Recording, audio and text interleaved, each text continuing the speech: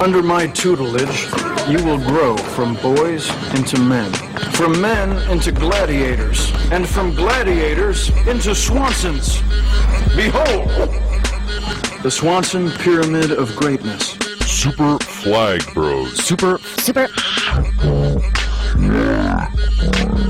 Division 6 Podcast. It's a perfectly calibrated recipe for maximum personal achievement. Categories include capitalism, God's way of determining who is smart and who is poor. These Delaries. Crying, acceptable at funerals and the Grand Canyon. Rage, poise, property rights, fish, for sport only, not for meat. Fish meat is practically a vegetable. And Peas Delaries. Haircuts. There are 3 acceptable haircuts. High and tight, crew cut, buzz cut. Are the scissors broken in your house, son?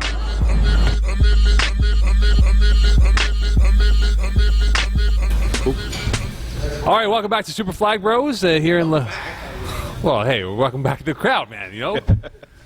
Welcome back to Super Flag Bros here in lovely Sportier Cage. If you're not in the cage, that means you're nowhere near here. Let's put it that way.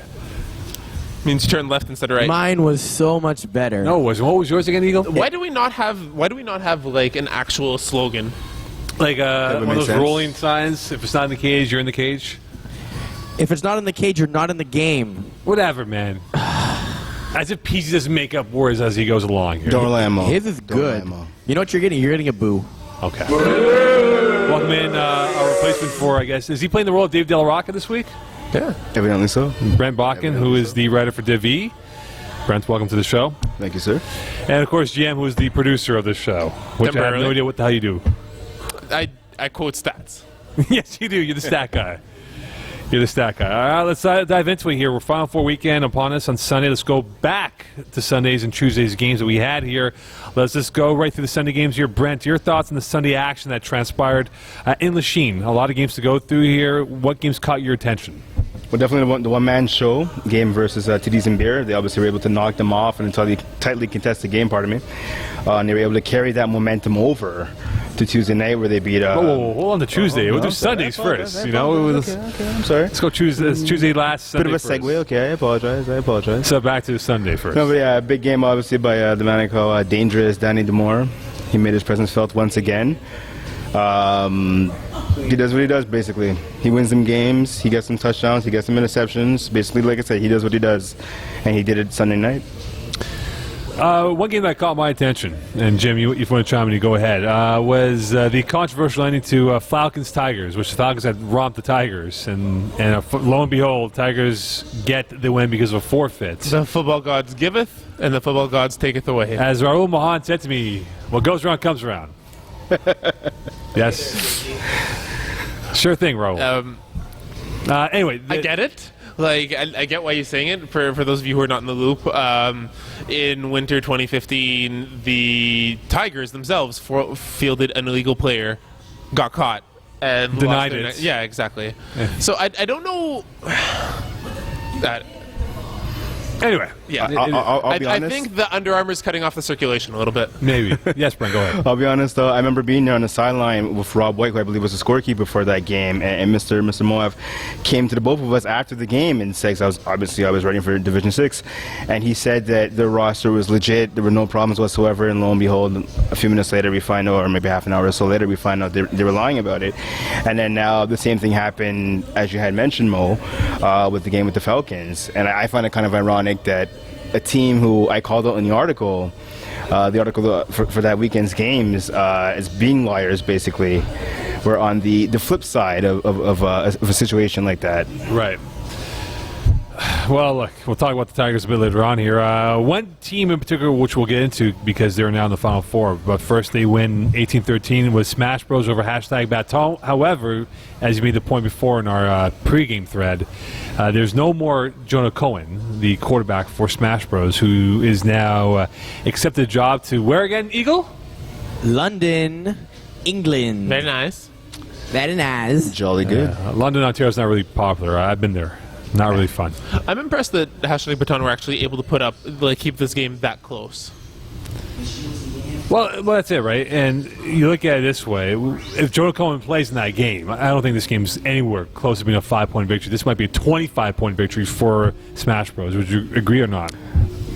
I believe it would be a victory for sure for Smash Bros. I mean, again, with the insertion of, I believe it is Jason Dupuis as a quarterback for #Baton, they've been definitely competitive over the last couple of weeks that he was at the helm. I think, again, Smash Bros would have won. I think it just might have been, I guess, maybe by a touchdown or so. Maybe by 2 touchdowns. I'm not sure, about 25 points, given how good Dupuis was for the team. Jim, we think about that right now. I mean, look at the outcome of that game. You mentioned right now.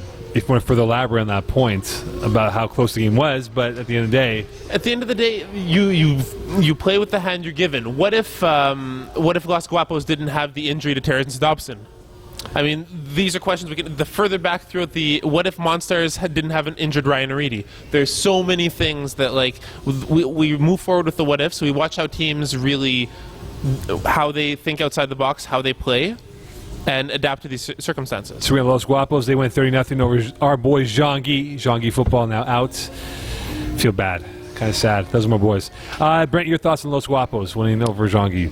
I mean, I was there, obviously, for that game. Jean-Guy, obviously, did the cowardly move and forfeited that game. I think it robbed Jean-Guy fans, including yourself and myself as well, of seeing a performance by Simon Laporte. Obviously, the sack king of Division E. Would have been nice to see him, add to his numbers, at least postseason-wise. But again, they didn't show up. So it's an easy win. It was an easy win for Los Guapos, which I think came back to bite them. But I won't get into that just yet. Segue. Great segue. Great tease. Flight of the Concords win a close one over Royalty, 45-39. Many thought, and we spoke about it last week, we thought this was a mismatch with Flight of the Concords having the playoff experience that they have in the FPF years under the belt. Surprised by how close this game was, though. Definitely surprised. I mean, I got to tip my hat to Royalty. I mean, they came out and they played a really good game. James Dandria, the quarterback, had, I think, the game of his life last Sunday night. Unfortunately for them, it wasn't enough to get the W, but it's at least a positive step going forward for that team, hopefully in the future. It's been a heavy year for Royalty, especially off the field on top of that. Redmond win 19-18 over Smoking Axolites. John Papadimitriou had a pretty good game, 2 TDs, a very Trent Dilfer-like production of 70 yards passing. Is there one player where every year you just sprinkle it in like the Trent Dilfer award? Of course. You say it like every year without fail. Man, He's a closet Trent Dilfer fan. Right, was a fluke quarterback that beat the Raiders in 2001. That's the only thing that's missing for this season is for you to say that a mobile quarterback had a Vince Young type performance. No, there's no Vince Youngs this year. Maybe Jamie Harry could. Jamie Harry is definitely the Vince Young part. Yeah, maybe. Anyway, Divi, Jason Rossi, 3 TDs, 4 INTs. When we look at this game here, Redmond win by 1. You think back to the turnovers from Smoking Axolites. How much did that hurt them in this game? I mean, that was huge. I mean, you look at Zach Swern. He came in with some bigger interceptions at the end of the game to get his team to tie it up, and then to give his team the ball back and get the lead, and eventually put the nail in the coffin. So you got to love that performance. What a crazy last few plays, though. Yeah. Well, how so? Elaborate. Like just seeing those interceptions come up key, and the way they were able to hold on to the win. A win's a win, nonetheless, though. Quarterfinal Tuesday. We had 4 games on Tuesday. First game, FOTC Blood Machines. The Machines went 32-20. Surprised by the fact that FOTC, many thought would make a deep playoff run, bounced after the second round of playoffs. I know, I'll be honest with you guys. I think that was my choice to go all the way in Div E. I mean, obviously losing Jonathan Lemieux the week before. I mean, he played obviously this Tuesday night, but I mean, he played sparingly. He played a series. He came out. He didn't even play quarterback for his own team. Yeah, well, that's exactly it. That goes to my point. I mean, he ended up catching a touchdown pass, but I mean, he was pretty much ineffective for the majority of the contest. He was on the bench. But again, speaking to your point, Mo, I'm not surprised, I guess, with the injury of the result. Just I'm surprised in general because, again, FOTC was a team I picked to go a long way. Even despite the injury, I'm not actually surprised. The last time these two teams played each other, the completion ratio for Blood Machines was absolutely atrocious. It was in the 40%. And you saw the Blood Machines receivers really weren't helping their quarterback out. Patrice Lindor furious on the sidelines, yelling at every receiver in sight to make a play. And the difference, they were able to stay close to FOTC even though FOTC won that game. But the difference here was those completions, and you saw what Blood Machines are capable of doing when they have the ball in their hands. Speaking of capabilities, one-man show went 24-12 over the Tigers. We spoke about it before. We're speaking about it now. Tigers, of course, gained, the Momentum? go to jail card for free type of thing here. So we talk about this game here. One-man show wins by 12. Brent, swing of momentum, given the Tigers felt that they were a job, but then at the end they lose because they can't be more productive. Well, it's a bit of they can't be more productive, and they also got into a lot of arguments with head referee Leo Gervais. I believe that I watched that game from beginning to end. The Tigers' offense, they have a lot of playmakers, as we all know. Just their quarterbacking position, not so much. Royal And it Mahan being the quarterback. Yeah, that's exactly it. And no offense against him, and even Greenidge came in to throw. He threw a TD pass. They just weren't getting any production really offensively. Momentum made a couple mistakes here and there to make the score look a little bit closer, but it was pretty much over from halftime, in my opinion, that one. Eagle. I just wanted to throw in, for those people who don't know, in the playoffs we switched from a 2-referee to a 3-referee system. So we actually have more officials on the field. So in a playoff game, to complain to the head referee of the league that they made a bad call, come on, man. Come on. And the funny thing about that was all like these little ticky-tack calls. Mohave complained his foot got stepped on. Another guy complained he got bumped. I mean, we're not playing soccer here. It is football at the end of the day. So, Well, for Tigers, they get to go home and lick their wounds. Get it? Tigers? No, but I will say, just to make sure that joke doesn't totally flop, Vince Young of FPF would be Joey Taylor. Sure. Yeah, that's a good point. Excellent point. Redmond, Looney Goons. The Goons went 32-25 over the Redmond. We spoke about it before. The number of higher-end players now on this roster. I remember watching this team play way back in week 2, week 3, where they had Brian Zanobi as a quarterback, the father of Mike Zanobi. Completely different outlook of this football team. How vital was it that those better players had an impact in this game? I mean, the impact is huge, obviously. You put a guy like Matt Batalon in there, and no offense to Brian Zanobi, who, he tried to lead a bunch of young guys, a lot of them who were in their first or second year in FPF, and he tried his hardest to lead them. They just weren't getting any results, unfortunately. So you put him Batalon, and it's like night and day, basically. Their offense right now, since they inserted him in, is explosive. They can score almost like at will. So right. I think the change is definitely a good one for the Looney Goons. Not just that, but I mean, like, as a quarterback, when you come in, when you have a roster like the Looney Goons have, you can afford to take risks. When you have Queens starting safety in your backfield, you know that the defense is going to get you the ball back consistently. Matt De Silva adding to this team as well, it's huge. I wonder what Pat Sheen thinks about that for Queens. What about James Donald? Yeah. I should ask Pat next time I see him, which will be soon. Los Guapos, Smash Bros. The Bros win 35-6 over Los Guapos. We talk about Jonah Coe not being there now and going game number 2 with what they have as quarterback. Convincing win by Smash Bros. Over Los Guapos. It was called at halftime, right? Yeah. It was a little bit past halftime. Los Guapos had a quarterback that came in and ended up throwing. He wasn't allowed to throw because he throws in a higher division. Yeah, exactly. I was just shocked. Dylan Daoust, he looked horrible. Honestly, he had 1 completion. I believe it was for the entire 2 seconds, game. Yeah, exactly. He just looked totally out of sorts. Every ball that was tossed up was either batted down almost or intercepted. It just wasn't a strong performance. And it's surprising out of a Los Guapos team, who are my power rankings since I guess I'd say about week 6 or so, are at the top of them. I figured this game, I'm not surprised that they lost, but I'm just surprised by how convincingly they were defeated. Eagle. Their performance was definitely not handsome. Oh, yeah, I like that play on words. For those of you that don't know that, brush up on your Spanish. Yeah, the play on words. Oh my god. I think it also doesn't help that in the system that was first Terrence Dobson and then Dylan Dow, I think a lot of that offense stems from the input that Anton Sakis has as being a Division III, like top tier quarterback, very, very proficient quarterback in Div 3. And knowing that system and having players like Paul Santash and beforehand Jonah Cohen as well, who are part of that in game changers, they know the playbook. And obviously, the assimilation going from that higher end to lower end divisions is an easier transition than it is for any other team out there. Come up next, we'll do the Final Four preview of the semifinals this weekend.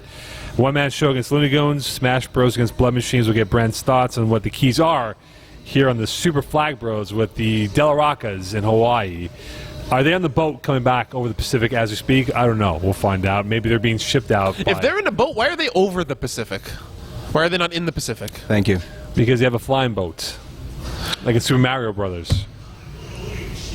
Okay, you redeemed it call. with the Bowser.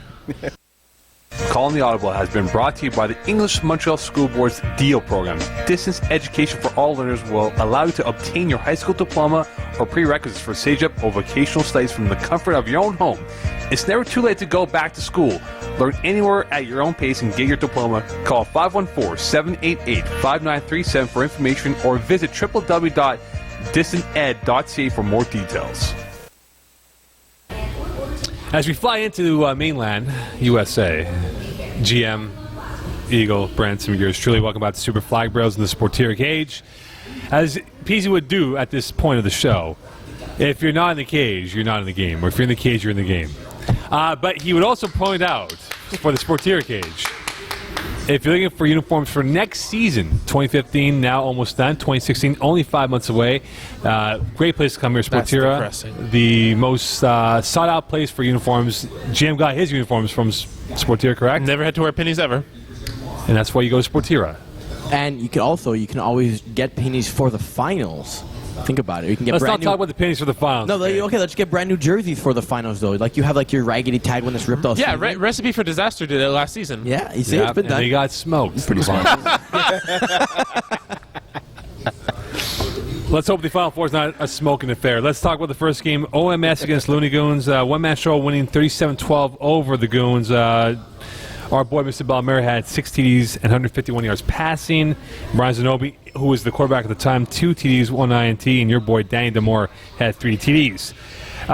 In your mind, Brent, if you're the Looney Goons' defense, how do you contain Danny Demore, who is a phenomenal player playing in the lower division?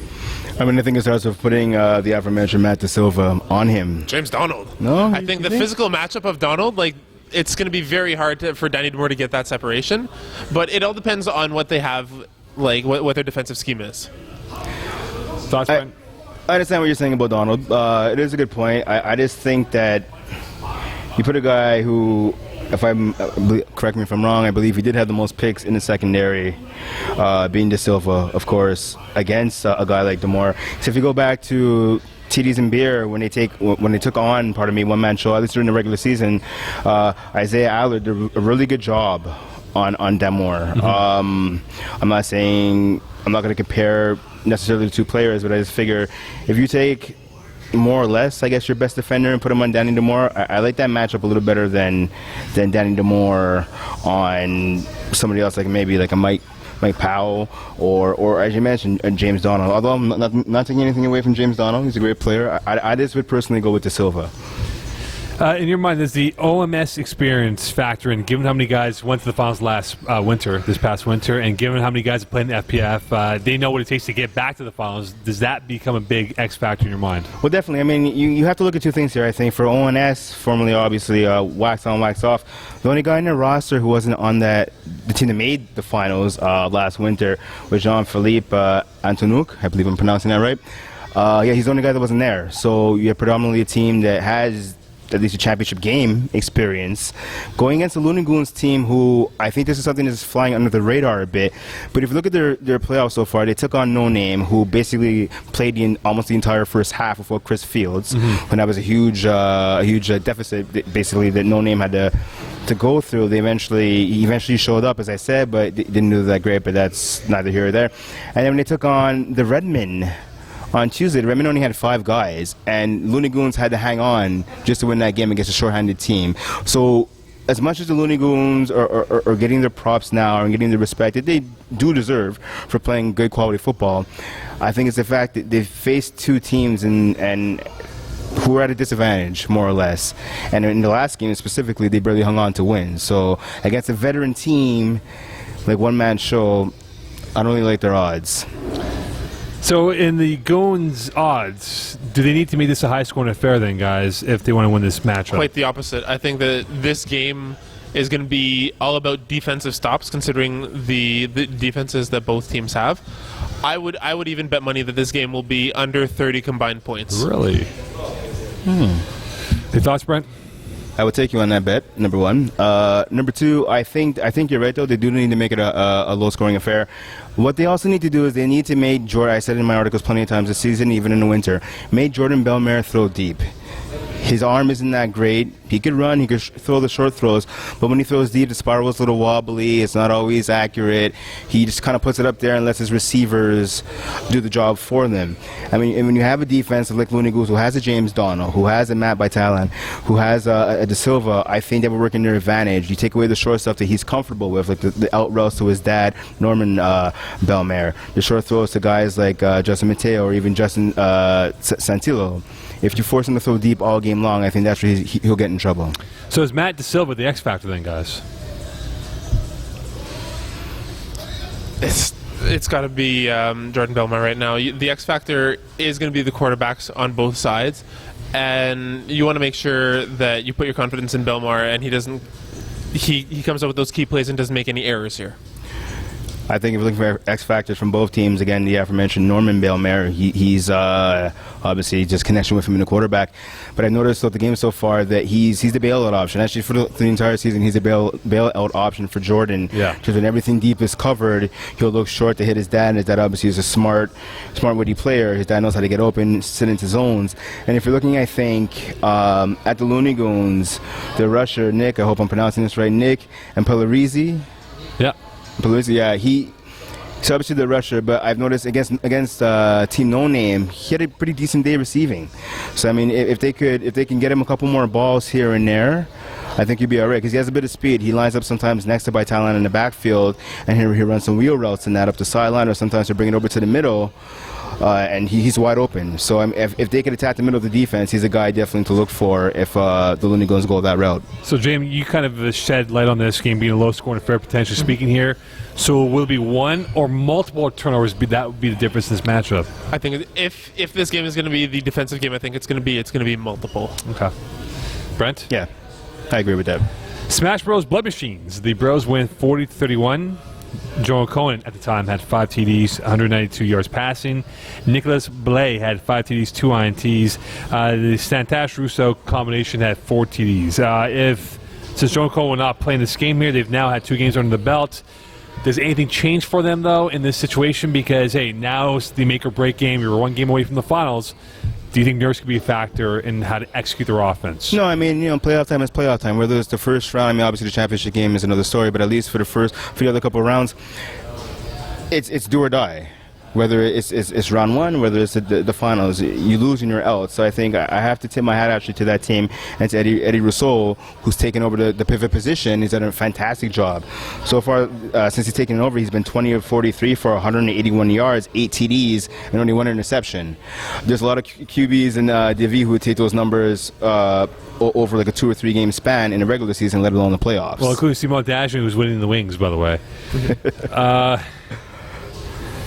Well, speaking of a guy who you know very well, Patrice Lindor, how important is he in this game then? Because you look at his experience playing with the Commission in Division B in years past, does he become a big factor for this team this weekend? I mean, he's going to have to be a big factor. I mean, with him and even Cesar Martinez as well, those guys are going to play a huge role. But getting back to your point about Lindor has talent, obviously. That goes without saying. The thing I would suggest to their opponents to do would honestly be just get physical.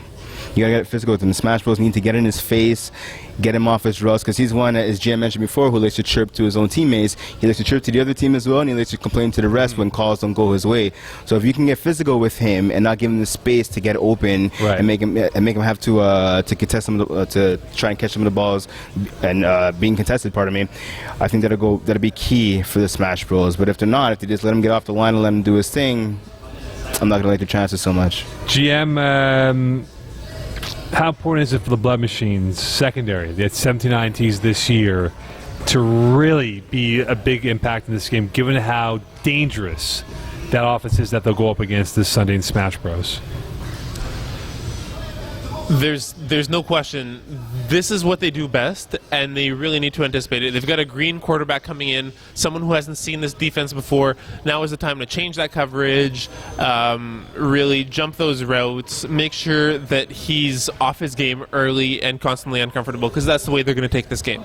I mean, Nick Blay is great on offense, but depending on if that offense is inconsistent, again, where they're having trouble making those catches, it's the defense's job to win that game. So who has a bigger impact in this game? Is it J.C. Furlong or is it Vincent Bastrash? I think it's going to be Bastrash, although Bastrash hasn't really done that much so far this postseason. He's really struggled. But so I just want to go back to your previous point, Mo. Yeah.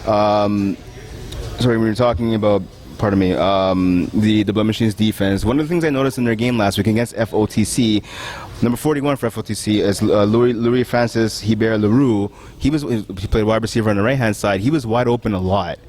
And it was just a quarterback from FOTC wasn't able to get him the ball consistently. There's lots of times where he would be wide open doing a 10-yard hook, doing an in, doing an out route, where he'd just be wide open left alone. I mean, he's actually going against Patrice Lindor for some of the game, and he was just wide open. There was even a play, the last play of the first half, where he did a goal line slant, and the quarterback just threw the ball behind him and in the dirt.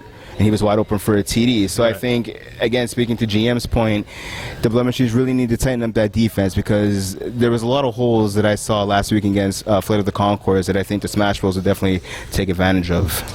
Fair enough. We look at this, as I said before, with Vincent Bastrash and J.C. Furlong. You know Furlong very well. Mm-hmm. Can he be the bigger impact in this game than Vincent Bastrash? I think right now, throughout the regular season, we saw what an impact Bastrash has been having. I'm tempted to side with him, even having like 1 or 2 games off in the playoffs with other players keying in on him. He's still there for those key plays when you need someone to go to who's going to make that impact, that make or break play. Right. And we see it all the time in the semifinals. These games often go into overtime. They're often defined by one key first down or one key fourth down catch that makes the entire difference. More likely to happen, a high-scoring affair or low-scoring affair in this matchup, in your mind, Brent? I'd have to say I think it's going to be a high-scoring affair, just given the seamless transition, if you will, that the Smash Bros have made from Cohen to Rousseau. Right. Their ability to put points on the board. The Blood Machines are at their best when they're pouring on the points as well, I think. Again, losing Cohen is a big loss for the Smash Bros, but Rousseau, like I said, he's just stepped in there, and it's almost, if to the naked eye, it's basically like there's no real drop-off in quarterback play. Maybe the yardage is down, obviously, a lot more with Rousseau, but the touchdowns, I mean, they're still pretty much up there. We'll have to find out this Sunday. It's now time for picks. 2 games, Final Four, that is. Well, the first game, OMS, Goons, 4.5 points for OMS. Brent, who do you have? In that game, I have ONS, to be honest. Covering the spread as well? It's a good question. No, I don't have them covering the spread, no. So you have the Goons, but you have OMS winning then? Yeah, that's pardon me. That's exactly the reason why you have OMS winning, though. Yeah. I have... Yeah, shoot. I have ONS relying on their playoff experience. Again, I mentioned a few minutes ago about the fact that the Looney Goons have played 2 teams that were at a bit of a deficit in opening 2 rounds of the playoffs, and they barely got by, as I mentioned, on Tuesday night. I think against a team who has the veteran experience, who has the playmaker, especially in Danny Demore, I don't think the Looney Goons will be able to stop them. I actually had them winning the game 26-24. All right, GM, who do you have? Taking the points. Fair enough. Smash Bros, Blood Machines, 8.5 points for the Smash Bros. Who do you have, Brent? I had the Smash Bros winning the game. I had the Blood Machines, so covering the spread. Taking the points. Yeah. Reason why? Of winning the game, that is. Yeah. For Smash Bros. Yeah, that's exactly why the Smash Bros going to win the game. I think that the Blood Machines were sloppy in that game against FOTC. We saw they had early interceptions. And against a team, as we were saying, turnover is going to be key. And against a team like the Smash Bros, who were so efficient on offense, again, even with the insertion of Rousseau at quarterback, I think that the Blood Machines have to have a lot of things fall for them and fall in order and be perfect for them to knock off the Smash Bros. I don't see that happening. I mean, you look at Blay. Blay has, I believe, 6 interceptions in his last 4 games. So I'm not calling him an interception machine, but turnovers are turnovers at the end of the day. And I don't see them avoiding any, or him specifically avoiding any this Sunday. All right, Jim. Smash Bros with the win and covering the spread. All right then, Jim. What did you learn on today's episode of Super Flag Bros? I learned that we need to come up with a Vince Young award. We will. Eagle? Or the Trent Dilford award, too. We could. Eagle? I learned that myself, Simone, and GM have a lot of clever ways of flipping each other the bird. Glad to see you're paying attention to the show. Brandon, what did you learn on today's episode? I learned that whether it's doing commentary with you and McGill, or whether it's you with being with you here on the podcast, the corny jokes don't stop. Corny jokes just don't stop. I love you, Moto. I love you. Gotta tell you. I learned that Simone Dagenet wishes he was a Div E quarterback. Reminder, next Thursday will be the press conference here where the brothers are back in these chairs. So, to the Racist. All right, let me just clarify the brothers as in the De La Rocca brothers. I was about to get upset. We're equal opportunity here at FPF. As you can tell by this table of melange of ethnicity. That's how you got the job, right? Absolutely. The Rooney Rule came into effect in this situation. Anyway, next Thursday is the press conference. Dave and Paulo will have the reps from the 2 finalists here. And then, of course, August 9th is the road show in Broadsword, Quebec. So we'll hope for you to come join us then or come over here to support Tier Cage. Good morning, London.